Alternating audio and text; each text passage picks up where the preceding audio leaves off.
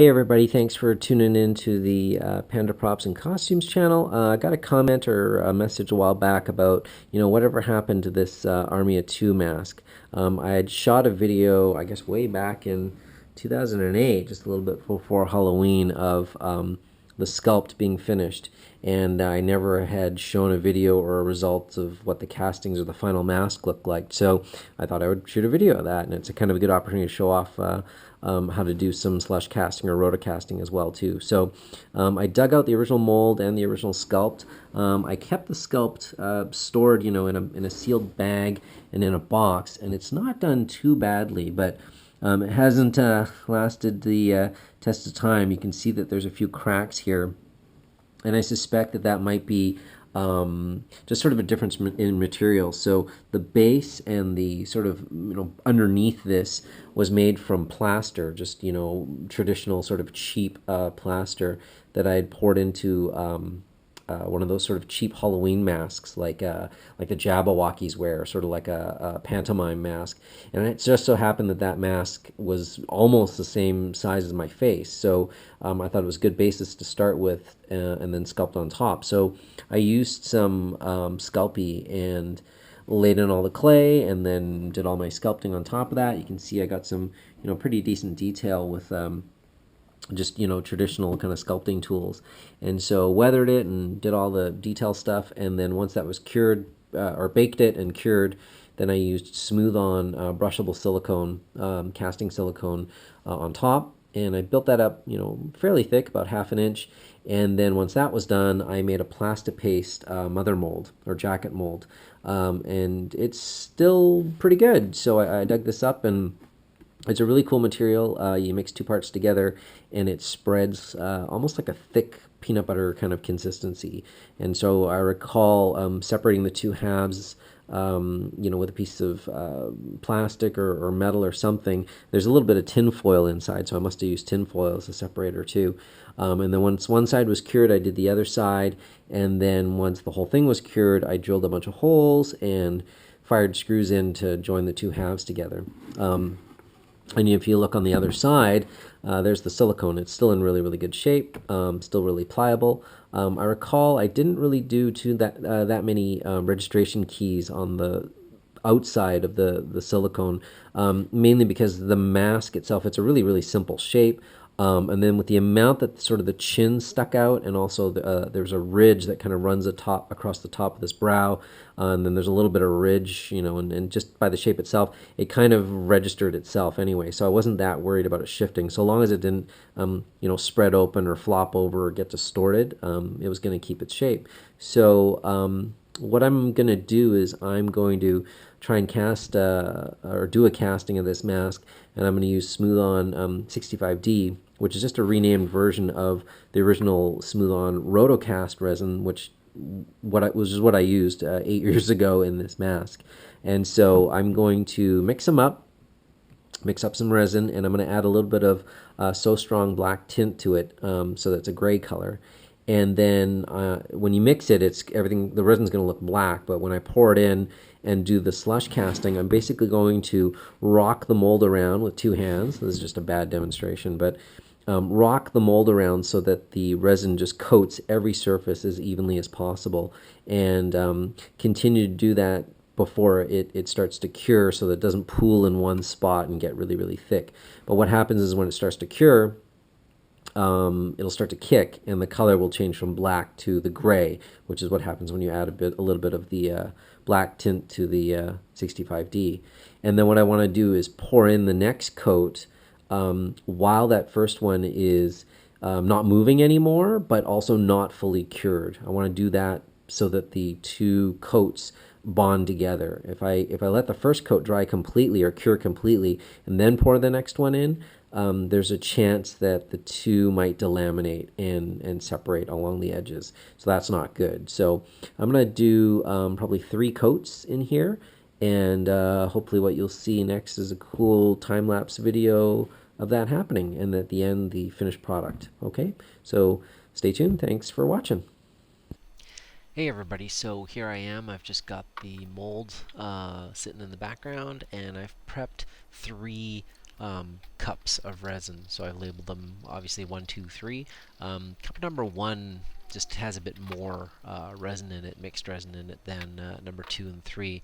Just kind of based on experience, I've sort of found the first coat getting good coverage on it, just a nice solid coat, and then if I try and use the same amount for coats 2 and 3, it just ends up being a little bit too much. So I just went with a little bit more for the first coat, and probably about a third less for the subsequent coats. And so just trying to be really organized, labeling all the cups. Got my A and B mix for each pour, and then just label the cups 1, 2, 3. So again, I'm using 65D with a little bit of So Strong black, and you can see when it's fully mixed, it goes in very, very black, and this resin kicks fairly quickly. It's just a few minutes. I think it's like maybe 2.5 or 3 minutes or something, and it starts to kick fairly fast. So here I am, and I'm just making sure that I have good coverage, not only rotating it around the perimeter of the mold, but also trying to make sure that I get the front face of the mask as well too. And here I'm just making sure that the resin is really going right up to the edge of the mold. I think this was sort of the very first rotocast or slash cast mold that I'd made. If I was making one now, I'd probably make those walls around the outside edge a little bit taller and a little bit thicker, so I don't have to worry so much about the resin sloshing out. But for my first try, it worked out pretty good. What I started to do here, or sort of like a little trick that I've kind of picked up, is using a heat gun to heat up portions of the resin to kind of force it to kick a little bit faster. So the resin, if it's sort of built up in a thicker pool in one area, because of the volume of it, it will cure faster than areas where the resin is very, very thin. So it just doesn't kind of build up the heat quickly enough. So what I'm doing is using the heat gun to force it to kick a little bit faster. And you can see here I'm kind of just showing that it's, touching it with my finger and kind of seeing how hard it is. So it's still a little bit tacky, which is just about the right time to mix up the second batch. So here I am, just mixing that together, counting about 30 seconds with the mix, and then pouring it in just like the first batch. And again, just trying to make sure that I have even coverage over the whole mask. And I recall when I did the first pour or casting of these masks about 8 years ago, I noticed that the sides of the mask were fairly thin, and it's mainly because the sides of the mask have very little, there's not a ton of detail on it, there's not a lot of nooks and crannies, and so the resin doesn't have a ton to grab onto. It's a fairly smooth surface. So a trick that I'm doing here is as the resin is starting to thicken up a little bit, more of like a honey consistency, I'm sort of letting the final rotation sort of stop or end on the sides of the mask, like one particular side, like the left side, and then on the next pour I'll do it on the right side, and that'll just build up that thickness a little bit more than the rest of the mask. And I've just found that that works out really well. Here I am using the heat gun to purposely kick the left side of the mask just to give it a little extra structure. But the rest of the mask itself is got some pretty good coverage to it. So just making sure that everything's cured. You can tell the black has almost gone completely gray now. It's looking really good. Again, testing it to make sure it's still tacky, and it's good. So I'm doing my third batch. I'll give you a warning now that this particular video, this time-lapse video that's been kind of sped up a bit, the battery died on the GoPro just before the resin kicked, so it's going to end a touch early, but hopefully you'll get the idea. And here I am, I'm just mixing it up, and this time as I'm slushing the resin around, I'm going to try and focus a little bit more of the resin now on the right side of the mask. So towards the end of this time lapse, you'll see a little bit more of that happening. I'm also trying to get a little bit more into the upper brow, upper rim around the top of the head as well too, because there's sort of an indentation there, and I don't want that part to be too thin. So just sloshing things around, making sure I got good coverage. And I start to kind of focus on that right side. And let's look at the finished cast. The finish came out pretty good. It's fairly even. I purposely laid it a little bit thicker on the sides because I knew that that would be kind of a weak area on the mask, on the finished one that I'd made for myself. And then I poured just a little bit extra for this upper brow ridge because it's also got a bit of a, sort of like a taper there. I think the only spot that came out a little bit thin is right around here. I can always kind of back that up with a little bit of resin after the fact, sand it down and pour some in, or use, dab in some shell shock or something like that, or freeform air even, to just give it a little bit of strength. But it's pretty good. So we're going to demold this right now. I'm going to unscrew the mold.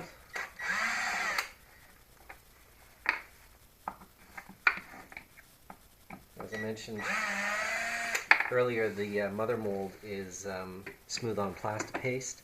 I think the silicone was 65D, and then at the time, Mold Max 30 was the silicone, and at the time, I guess 8 years ago, I was using Smooth-On Roto, which is now 65D. So they kind of change the names around all the time, which is a little bit of a pain in the butt. But anyways, we're going to take these halves off here.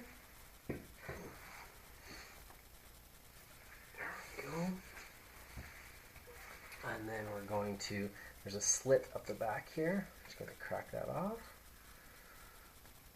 And hopefully we will get a good mask. And we did. It's really nice. This one's probably the best one that I've made so far. So just using some of the little skills that I've learned to date, it's yielded a really, really awesome result. So super stoked with this one. I'll probably keep it and finish it and paint it up. And yeah, this little split here in the back just yielded a little bit of flashing, which is not a big deal at all. It just like peels right off. And yeah, it doesn't take that much just in terms of outer finishing. And then I'll just be cutting off some of this flashing here. But it's nice. It's really light. It's not even as nearly as heavy as the finished one that I'd made 8 years back. And it's still pretty rigid. This is the only spot here where it's just got like a tiny bit of give. Again, I can kind of back that up and fix it. But super stoked with the way it turned out. And it goes to show, silicone mode will last a long time. So thanks for tuning in, and we'll see you next time. Bye for now.